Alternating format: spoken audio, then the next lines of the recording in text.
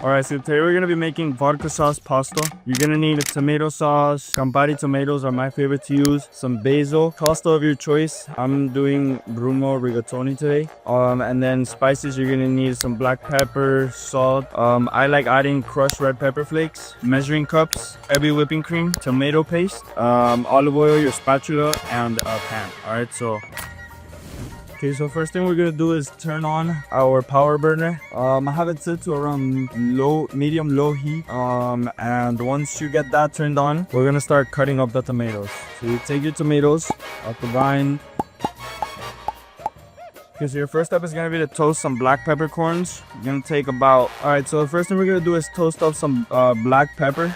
So, decent amount in there, and then you're just gonna take it to the power burner for anywhere between 30 to 45 seconds, making sure that you can smell that they're getting toasted, but making sure that they're not burnt. I'm gonna set it on there for a little bit. We're gonna start taking off the tomatoes off the green quarts. Okay, once you can start to smell that they're beginning to toast, you're gonna get a grinder, put in all your black peppercorns. Now you have your black peppercorns, you're going to go ahead and crush them up. You're gonna go and crush them up. Once it looks something like this, where they're a bit crushed up, you can go ahead and add the red pepper flakes.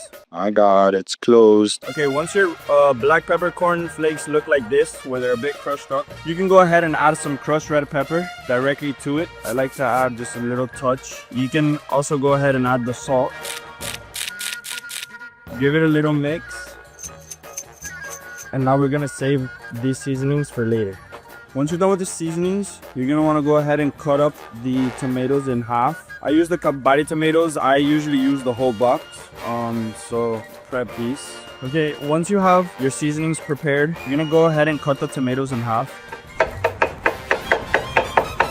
Once your tomatoes are cut in half, you're gonna get your pot that's been warming up. You're gonna go ahead and add all the tomatoes. Okay, once you're done cutting up the tomatoes, you're gonna grab your olive oil. You're gonna grab the pot that you've been heating up for a little bit now. You're gonna add up all the tomatoes. Okay, so once you're done with that, you're gonna grab up the olive oil and all the tomatoes that you've been done cutting up. You're gonna add the tomatoes. So those tomatoes, you're gonna add some olive oil.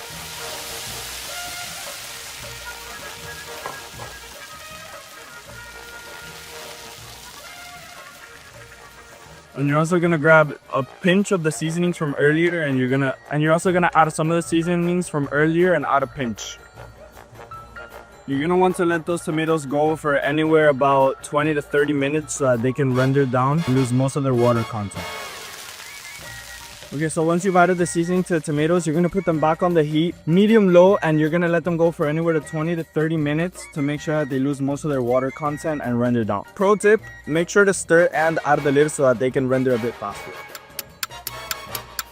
Okay, so once your tomatoes look a little bit like this, where they're easy to crush and there's a lot of water content, you're gonna wanna take off the lid and crank up the heat so some of the liquid inside of it can evaporate a bit quick. At this point in the vodka sauce, you kind of want it to boil. That way you get the evaporation that you need and you only stay with the tomato's solid contents. Make sure to also constantly stir the sauce so that your tomatoes don't burn. Okay, once it looks somewhat pasty and mushy like this, we're gonna go ahead and take it off the heat. I did forget to mention to add a couple of basil leaves into the sauce. I didn't show that on camera. I added about 4 big leaves. So with this paste, what we're gonna do now is we're going to add.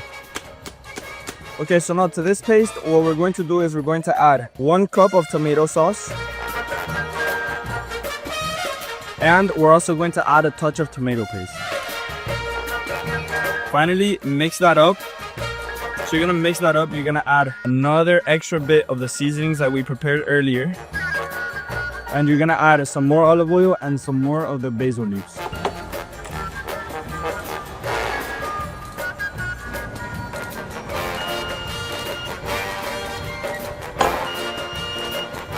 So we're gonna leave this there for about 3 to 4 minutes until it gets hot enough to then add the vodka sauce. Get more olive oil.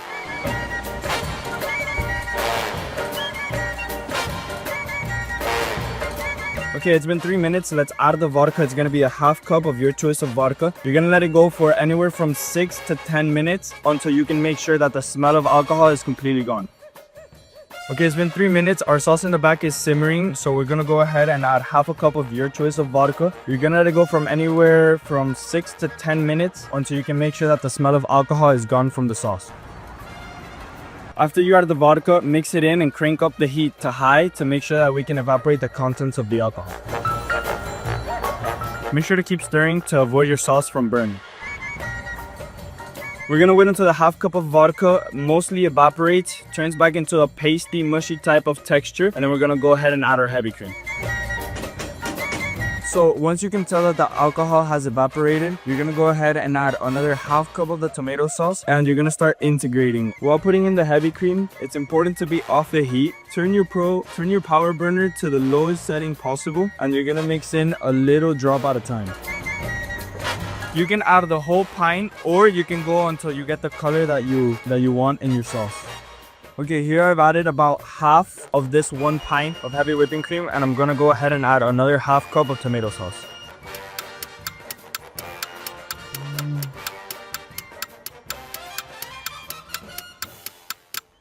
Okay, once I have the color that I want in the sauce, now I'm going to add the rest of the seasonings from before.